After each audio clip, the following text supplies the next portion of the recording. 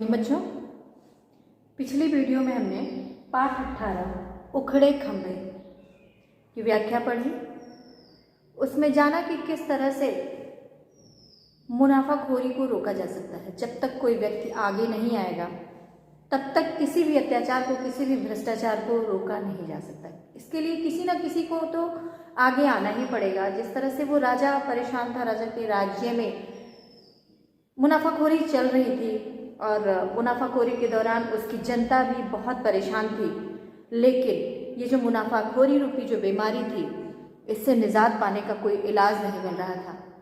अंततोगत्वा राजा स्वयं इसके लिए आगे आता है और ये कहता है कि जो जो इसमें शामिल हैं उन्हें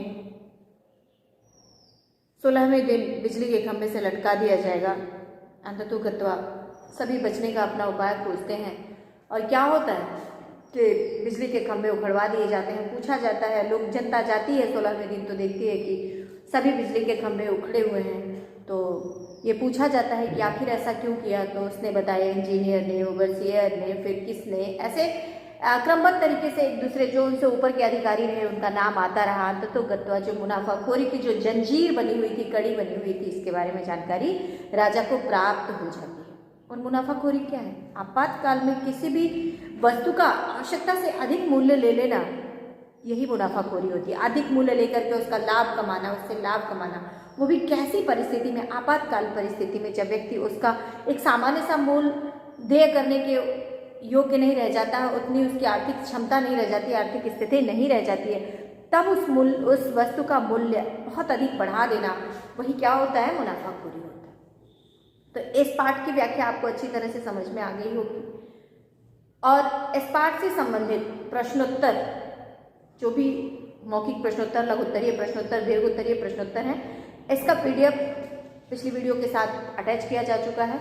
आज हम इस पाठ से संबंधित जो अभ्यास प्रश्न है, कुछ व्याकरण से अभ्यास प्रश्न संबंधित लिए गए हैं, उसके बारे में हम अध्ययन करेंगे।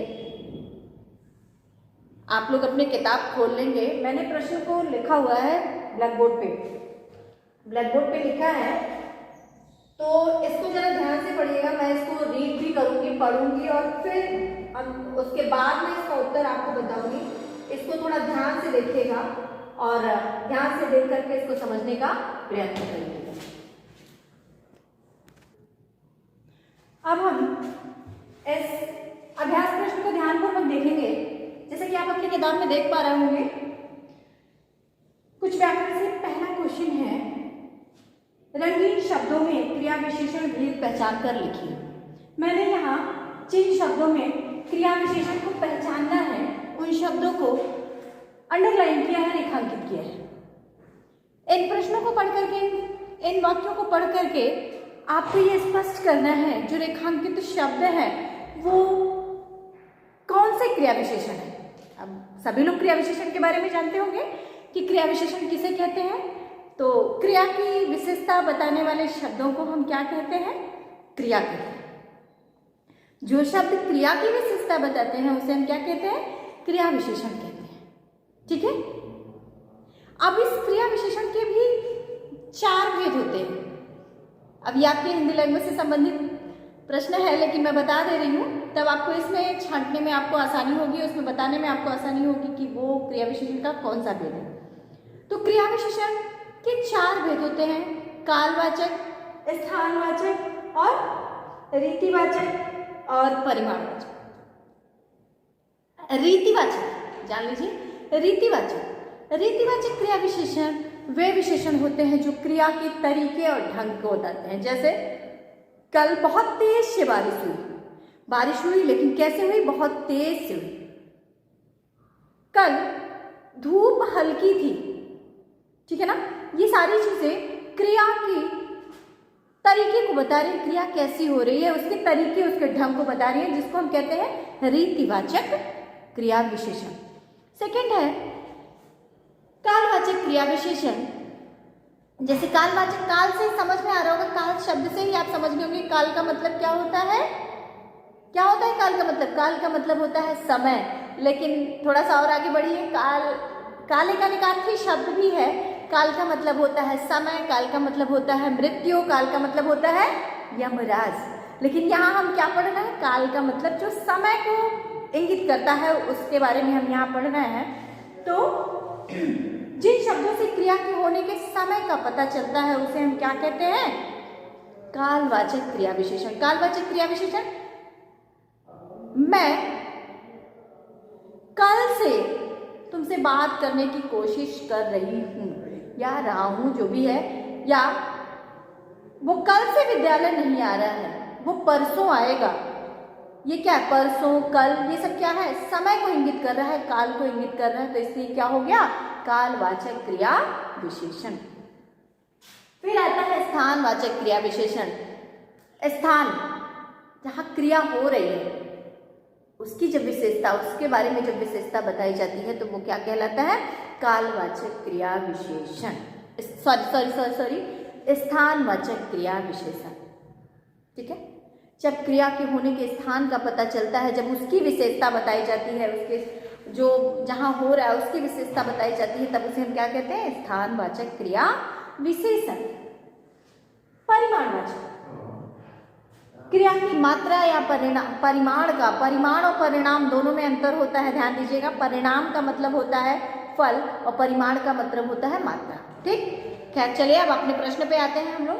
प्रश्न देखिए, पहला प्रश्न है, रात को सब खंभे उखड़वाए गए हैं। रात को सब खंभे उखड़वाए गए हैं। अब इसमें रात शब्द जो है ना, ये अंडरलाइन है। तो रात किस चीज को सूचित कर रहा है?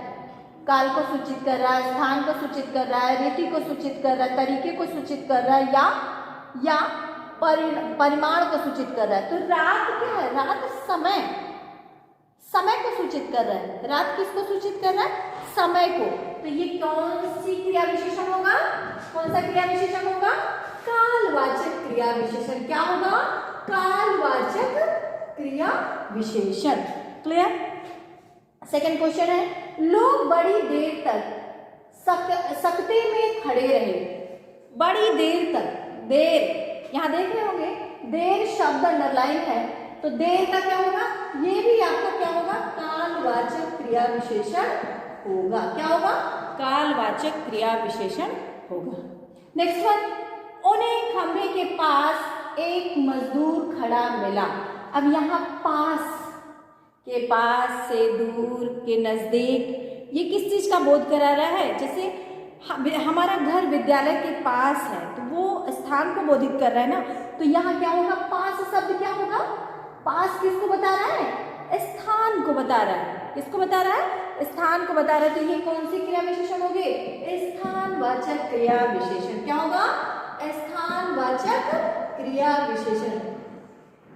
ठीक, अब अगला देखिए, रातों रात खंभे क्यों उखड़वा दिए? रातों रात, अब यहाँ देखिए रात आया है, यहाँ रातों रात मतलब रात ही रात में, अर्थात अव्यय भाव समास। रात ही रात में ये सारे खंभे, एक ही रात में सारे खंभे क्यों उखड़वा दिए गए? तो रात किस चीज को संबोधित कर रहा है? काल को, समय को। तो ये क्या होगा? कालवाचक क्रिया विशेषण। क्या होगा? कालवाचक क्रिया विशेषण। नेक्स्ट वन देखिए, सुबह होते ही लोग बिजली के खंभों के पास जमा हो गए। सुबह होते ही लोग, अब सुबह भी क्या बता रहा है? किसको बता रहा है? समय को बता रहा है ना। सुबह, शाम, दोपहर, रात, आधी रात, भोर में, ये सब क्या है? ये समय को सूचित करता है, यानी कालवाचक क्रिया विशेषण। क्या होगा? कालवाचक, ये भी क्या होगा? कालवाचक क्रिया विशेषण। क्या होगा? कालवाचक क्रिया विशेषण। ध्यान दीजिएगा, थोड़ा समय लगेगा। अब थोड़ा क्या है? थोड़ा, नेक्स्ट वाक्य क्या है? थोड़ा समय लगेगा। थोड़ा अंडरलाइन है, तो इसमें थोड़ा किस चीज को बता रहा है? मात्रा को बता रहा है। क्रिया कैसी हो रही है? थोड़ी मात्रा में हो रही है। तो थोड़ा क्या है? तो ये क्या कहेंगे इसको? परिमाणवाचक क्रिया विशेषण। किसको क्या कहेंगे? परिमाणवाचक, परिमाणवाचक क्रिया विशेषण। क्या कहेंगे? परिमाणवाचक क्रिया विशेषण। तो आप लोग को समझ में आ गया। पहला क्या होगा? रात, कालवाचक क्रिया विशेषण। सेकंड है देर, कालवाचक क्रिया विशेषण। पास, स्थानवाचक क्रिया विशेषण। और रातों रात, कालवाचक क्रिया विशेषण। सुबह, कालवाचक क्रिया विशेषण। थोड़ा, परिमाणवाचक क्रिया विशेषण। तो अब हम पढ़ेंगे सेकंड क्वेश्चन, कुछ व्याकरण से संबंधित दूसरा प्रश्न जो है उसमें आपको क्या करना है, नीचे दिए गए उचित पर्यायवाची शब्द पर सही का निशान लगाइए। तो इसमें ऑप्शन दिए हुए हैं, कई ऑप्शन दिए हुए हैं। प्रश्न है दुष्ट का, दुष्ट का सही पर्यायवाची शब्द क्या होगा? ऑप्शन दिया हुआ है कुटिल, वसन और अदुष्ट। तो आप में आपका इसमें सही उत्तर क्या होगा? दुष्ट का क्या होगा? कुटिल। मैंने सही उत्तर ब्लैक बोर्ड पे लिखा हुआ है, उसको ध्यान से देखिए। फिर सेकंड है राजा, राजा का ऑप्शन दिया हुआ है खल, नृप, कृप। तो राजा का सही पर्यायवाची शब्द क्या होगा? नृप। भूमि, भूमि का दिया हुआ है अनल, दामिनी, वसुधा। क्या है? अनल, दामिनी, वसुधा। तो इसका क्या होगा सही उत्तर? वसुधा। मजदूर शब्द दिया है जिसमें दिया है वर्ग, श्रमिक, श्रम, वर्ग, श्रमिक, श्रम। तो इसमें सही उत्तर क्या होगा? श्रमिक। तो ये क्वेश्चन आपको समझ में आ गया कि सही पर्यायवाची शब्द आपको छांटकर उसमें से लिखना है। अगर परीक्षा में इस तरह के प्रश्न आते हैं, सही निशान लगाइए, तो सिर्फ आपको निशान लगा के नहीं छोड़ना है, उसको क्या करना है, उसमें से निकालना है जो सही शब्द है, उसको आपकी जो आंसर शीट है उस पर लिखना होता है, ठीक है ना। अब चौथा क्वेश्चन है, नीचे दिए, ध्यान से देखिएगा, नीचे दिए संयुक्ताक्षरों से एक एक शब्द बनाइए जिसमें दिया हुआ है छ, यहाँ छ दिया हुआ है, यहाँ ग दिया हुआ है, यहाँ त्र दिया हुआ है और यहाँ श्र दिया हुआ है। इनसे एक एक शब्द बनाने हैं। तो छ, क्षत्रिय वाला छ से मैंने मतलब बनाया क्या? क्षत्रिय। ज्ञ से ज्ञानी, गया गया, उसके लिए मैंने बनाया ज्ञान भी हो सकता है, ज्ञानी भी हो सकता है, कुछ भी लिख सकते हैं। ऐसा नहीं कि मैंने ज्ञान बस लिखा है तो आप ज्ञान ही लिखेंगे, ज्ञ से ज्ञानी भी हो सकता है। त्रिशूल, त्र से त्रिशूल, ठीक है ना। और श्र से श्रमिक भी हो सकता है, श्रम भी हो सकता है, ठीक है। तो आप लिख सकते हैं, मैंने उदाहरण के तौर पे यहाँ लिख दिया है, उसके अंतर्गत आप लिख सकते हैं जो उससे शब्द बने। अब चौथा क्वेश्चन बेटा ध्यान से देखिएगा जरा सा, आप लोग अपनी किताब में देखिए कि नीचे दिए शब्दों से नए नए शब्द बनाइए। कुछ शब्द दिए गए, उदाहरण के तौर पे आपकी किताब में दिया होगा कि दिन से क्या बन सकता है? दिनांक, दिनोदिन, दिनचर्या, दिनांक, या दिनांक, दिनचर्या, दिनोदिन। उसी तरह से आगे शब्द दिए हुए हैं कुछ, जैसे घर। तो घर से और नए शब्द क्या बन सकते हैं? मैंने उसको यहाँ बोर्ड पे लिखा है। घर से क्या बन सकता है? घरेलू। क्या बन सकता है? विशेषण है ये। घर, खर्च, घर के लिए खर्च, घर बार, घर और बार, ठीक है। समय, समय, समय से नया शब्द क्या बन सकता है? समयानुसार, समय सारिणी, समयानुकूल, ठीक है। भूमि से भूमिगत, भूमिका, भूगर्भ, क्या बन सकता है? भूमि से भूमिगत, भूमिका, भूगर्भ, ठीक है। नेक्स्ट है राजा। तो राजा से क्या बनेगा? राजसी, राजदूत, राजयोग। क्या बनेगा?